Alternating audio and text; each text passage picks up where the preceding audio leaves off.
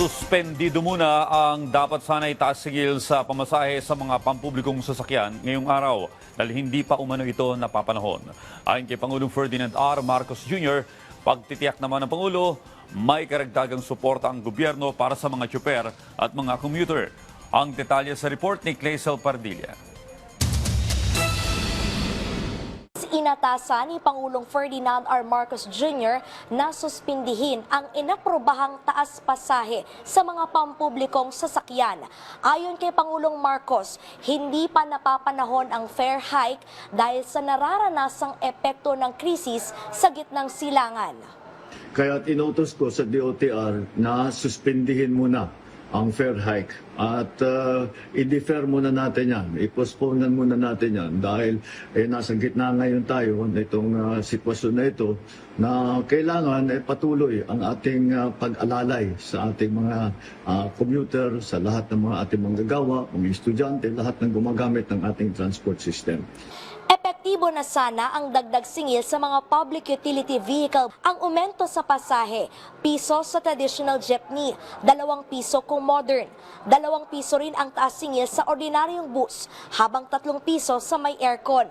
Alinsunod yan sa hiling ng mga tsuper na nahihirapan na sa labi sa pagtaas ng presyo ng gasolina.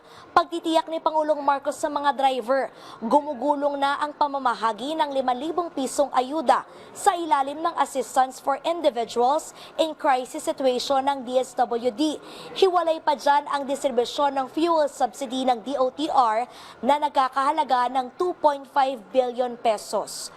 Huwag po mag-alala ang ating mga transport workers dahil mamadaliin po namin, dadagdagan po namin ang suporta sa inyo para naman ay hindi kayo masyadong mahirapan. Inutusan na rin ng Presidente ang Transportation Department na simulan ang libreng sakay sa buong Pilipinas.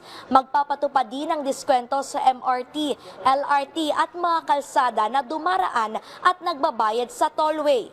Kahit na may malaking gulo na nangyayari, ay ang aming nga rin ay basta't kaunti lang ang mararamdaman o sana man kung kaya namin gawin, sana walang mararamdaman ng ating taong bayan sa kanilang araw-araw na pagtrabaho, sa ating mga estudyante na araw-araw pumapasok. Alalahanin niyo po ninyo na ang inyong pamahalaan ay laging nandito. Pagtitiyak ni Pangulong Marcos, patuloy na nag-iisip at gumagawa ng hakbang ang pamahalaan para maibsan ang matinding pagtaas ng presyo ng gasolina at mabawasan ang pasanin ng mga Pilipino. Clazel Pardilla para sa Pambansang TV sa Bagong Pilipinas.